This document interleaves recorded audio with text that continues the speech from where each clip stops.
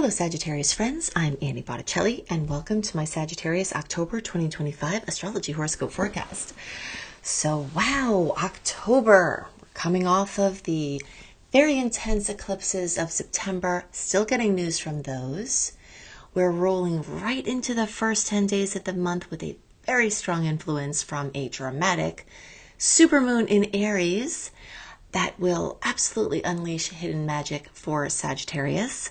I'm going to get into all of those details, plus share whatever else I can from the perspective of being a Sagittarius myself, of what it will be like to be a Sagittarius this month with these astrological factors and this astrological climate.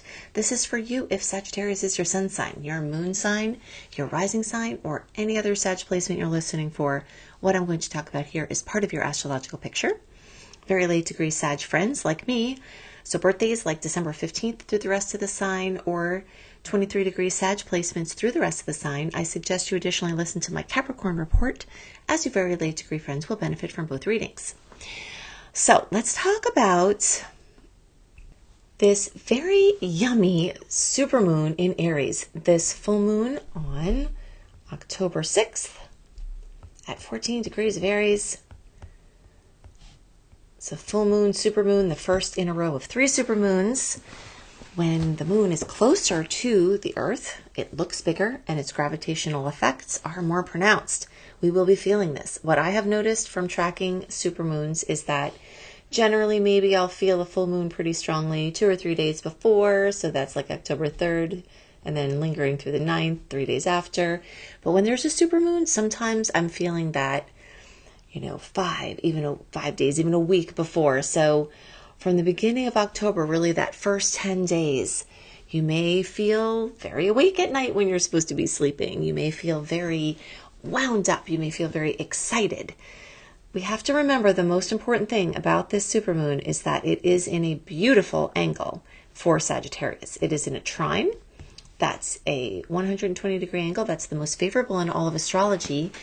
And every Sag will have a chance for magic from this, to unleash hidden magic, which I'll get into this here more in a second. But those of us who have placements that are close to 14 degrees, so like 10 degrees through 19 degrees, and the closer to 14 degrees, the more you get a very obvious kiss from this. Sometimes when we're not as close in proximity to the degree, we still get a kiss, but it's not as obvious, or its value unfolds a little bit over time. It's more unconscious and it takes a little while to seep into the consciousness. But the closer you are, the more obvious the blessings will be. But again, if you're further out, you still may see something fantastic. And also, if you don't know your chart, you may actually have another Sagittarius placement that is close to this. I was very surprised when my chart was run for the first time from someone doing my chart that I had 9 placements in Sagittarius. Some of them through the house of Sag, some of them through the sign of Sag, and some of them through both. So, there's a wide range of ways this can manifest depending on what your placements are, but all of this is great. So from the birthday perspective, this is December 1st through around December 10th, the closer to like December 4th, 5th, 6th. You all might have a more noticeable effect. But again, if you're not in that, don't despair, because this is a very powerful moon and it will echo forward and backward in time, and forward and backward in degrees, and so no one's going to be left out of this. So let's talk about hidden magic. The 5th house rules of Leo, which is where this full moon will be, rules gifts that we have. And I have seen that, and talents basically, I have seen transits to this house, events in this house, bring out either expanding talents we already know we have, or bringing out hidden talents. And this is one of the layers of hidden magic that can be unleashed at this time. You may be an amazing piano player and you try it out and you all of a sudden find out that you are. You may be amazing with felting. You may be an amazing actor and you have never even thought about this before. So synchronicity is going to be very, very alive. And I'm actually going to jump over to another point in the chart to reiterate this point about synchronicity, and just sort of flow with what I'm thinking about here. So this is the month when Scorpio season begins, and it has already started earlier because we already have Lilith and Mars which rule is a co-ruler to Scorpio in Scorpio. Okay, so Lilith, Mars, Mercury will get there. The Sun will get there later in the month. Are all going to be crowding the 12th house for Sagittarius. This is a very secret, quiet, hidden place, things behind the scenes, things deep in your unconscious mind, cosmic gold that is waiting in your DNA to be uncovered, waiting in the attic of your awareness to be discovered. So there's so much of this diving deep and looking into yourself and finding something. So this very quiet, hidden magic of the Scorpio transits through our 12th house are happening at the same time as this very bold full moon, supermoon, fire moon through the fire house of Leo. So there's this, this quiet, hidden, and then there's this outward energy, and it's all being activated at this time. So it's really exciting. And also just pointing out, not only do we have this full moon here, we have Ceres moving through here, star goddess Ceres. Ceres, the symbol for Ceres is the thing that you use to cut the wheat. I just forgot the word now. Right, like a scythe or a sickle. Okay, so that tool that you might use to like cut down grain. That's what Ceres is. And Ceres does rule grain, and Ceres does rule sustenance. And so this Aries energy from Ceres in the short term, from the full moon in the very short term, long term now, Neptune will be there for a long time. Eris has been there for a really long time. Chiron has been there for a long time. Saturn popped into Aries, popped back out, will come back. So we've got a lot of long and short and very short term energy in fellow fire sign. This is telling stories of our autonomy, our independence, our absolute pleasures, the things that get us really excited and really worked up and just feverishly, prolifically expressing. This is the house of romance and true love. It's the house of children and creativity, working with kids, your own or creative babies, just a project that feels like your child that you're birthing. So this is, a really cool time for Saggies in the long term that's really highlighted in the short term with these really deep, mysterious, quiet, emotional, intimate, collaborative energies. So you may be working on things behind the scenes, on the topics of things you really love. And, Scorpio is telling this story of this merging. All right. So we have this happening. Now I could continue to talk about that, but there are so many other things to discuss.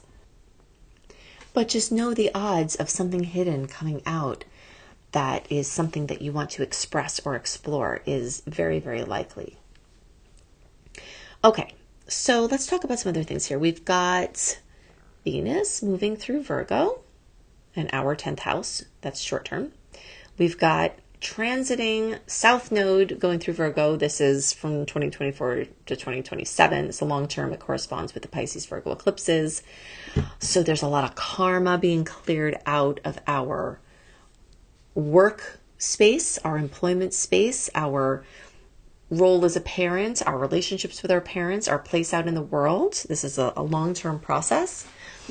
On the topic of eclipses, we just had 2 major eclipses in September. September may have been one of the most intense months astrologically of the whole year. October, we're going to feel that intensity flow into October, and we may see a similar level of intensity, especially, since we're so close to that second eclipse that happened on September 21st.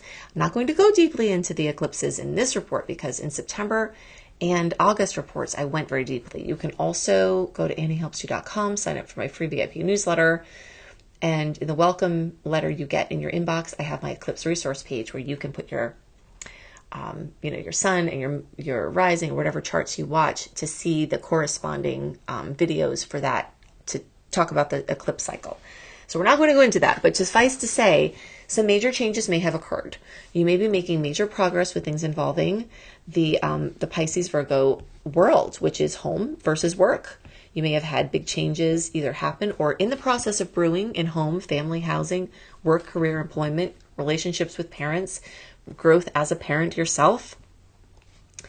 And now we've got a little bit of a lighter, faster swirl with Venus rolling through there. Maybe a little extra money, maybe a promotion, maybe, an expansion. If you have to launch a business, let's talk about the astrological tides, because you've got a lot of blessings this month. We've got a great flow from October 8th through October 14th of sweet aspects. We've got another great flow between October 24th and 30th of great aspects.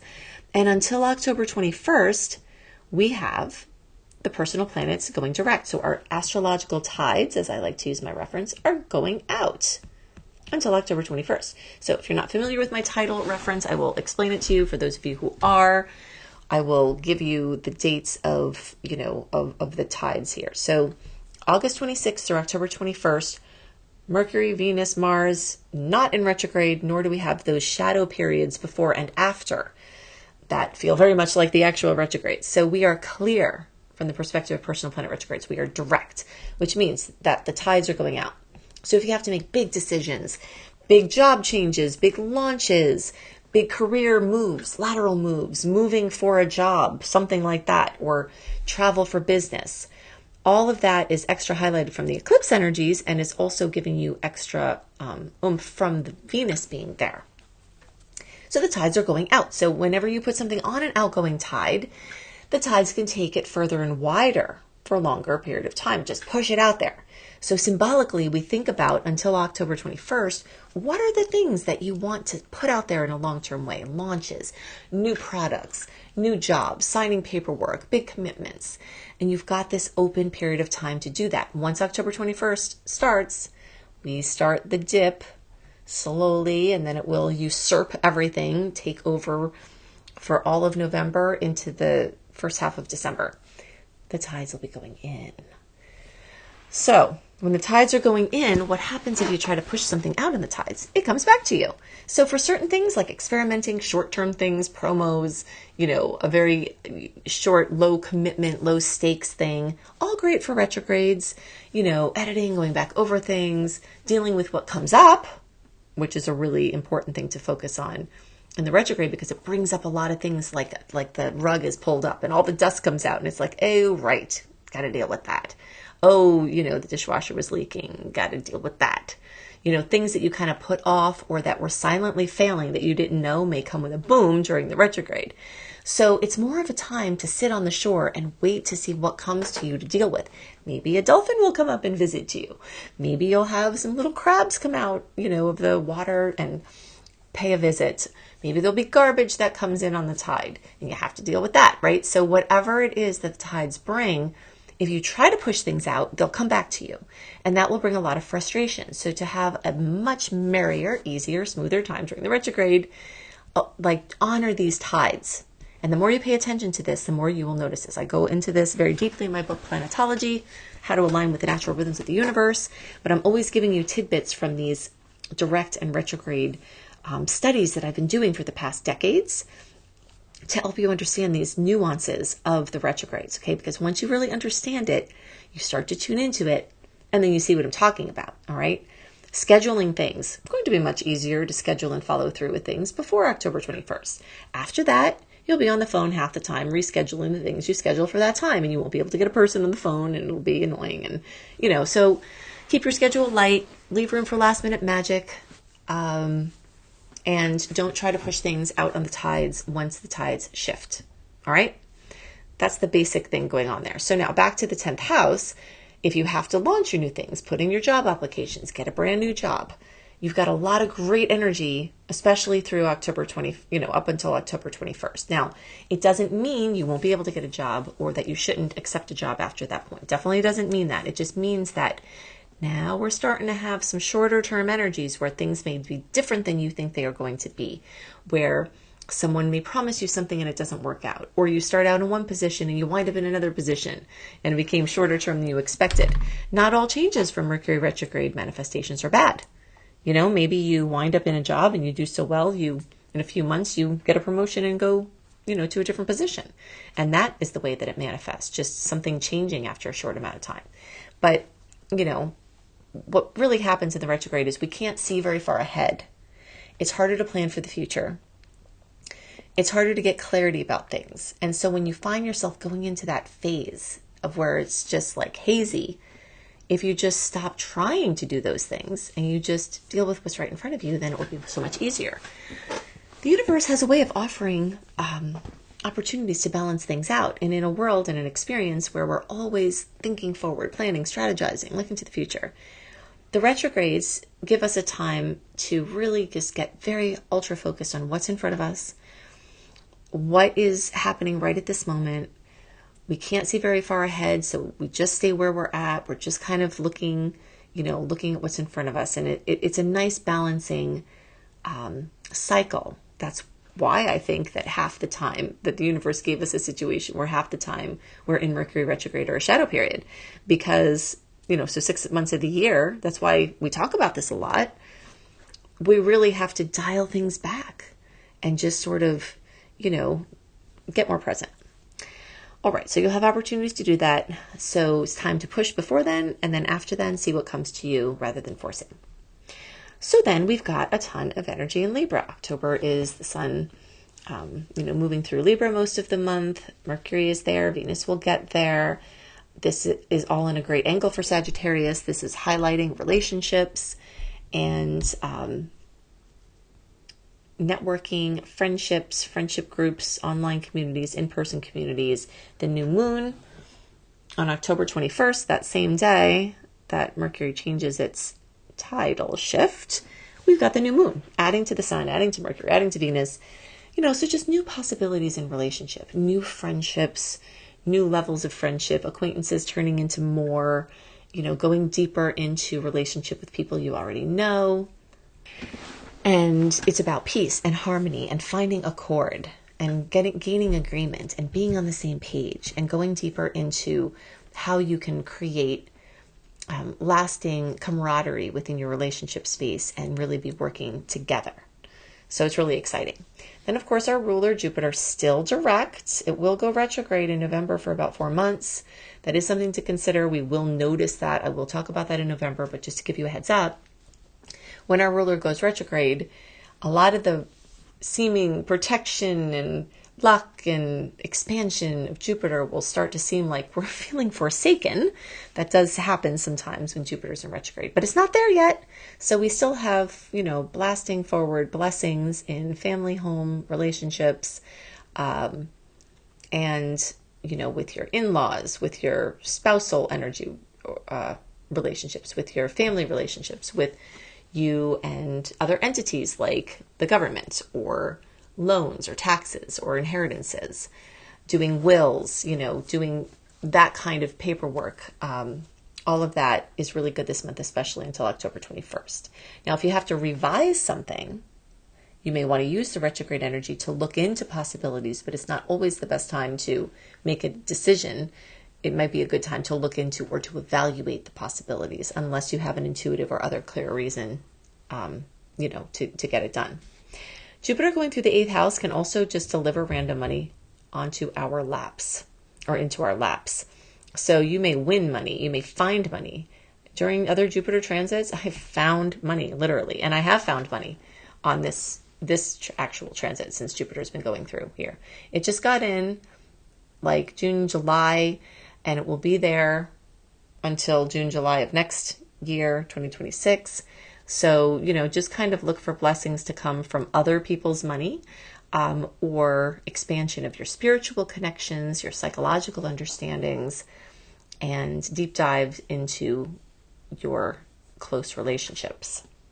We do have 3 Sagittarius transits of the star goddesses, Juno, Vesta, and Astrea, all in Sag, moving through our first house of Aries, making us kind of rowdy. Again, back to this point of independence and autonomy, vibrance, physical vibrance, adventure. You may find yourself going on an adventure, possibly an international adventure, possibly just making international connections from right where you are, or diving deep into learning languages or education or teaching. If you have to launch a course, or you as a Saggy teacher wanting to bring something out, this month is great for that.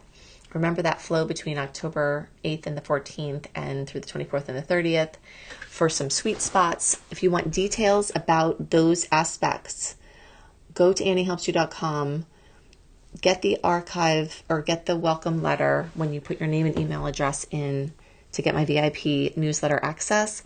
In the welcome letter will be an archive. In the archive, in the search, put October 2025 astrology. That is the newsletter that I have, the sweet and salty dates. They're about midway down, and then the second half of that newsletter goes deeply into my favorite dates and the ones to be most awareful and careful of, including a long-term square between Jupiter and Chiron, because that will be over the course of months. You know, we will be feeling this be flavored, this Jupiter expansion be flavored by this Chironic journey here. If you want to learn astrology, go to go to beastropro.com, beastropro.com. If you resonate with how I teach and you want to learn, then you'll find my Astrology Mastery certification course there. I have a very developed system for helping to bring you from wherever you're at with astrology into delivering accurate, helpful readings and being able to narrow down what the heck to talk about of all the infinite possibilities to make sure you help the person who you are reading for. beastropro.com, beastropro.com. If you want to see what the heck is going on with the outer planets all changing signs and how that's affecting your chart, I have personalized reports at anniebclarity.com, Annie, the letter B, clarity.com. This is going to be a powerful time. Hopefully the intensity will start to shift a bit as the month progresses from that eclipse time and from that big, supermoon at the beginning. It will certainly be emotional, even though it's in a nice aspect for us because we don't know what other angles it's making with other placements in your chart. So there definitely could be drama from that. But overall, a time for forward momentum, for getting things done, for connecting very deeply with others. And there should be lots of magic afoot. I hope you have a wonderful month, and I'll see you next month. Bye.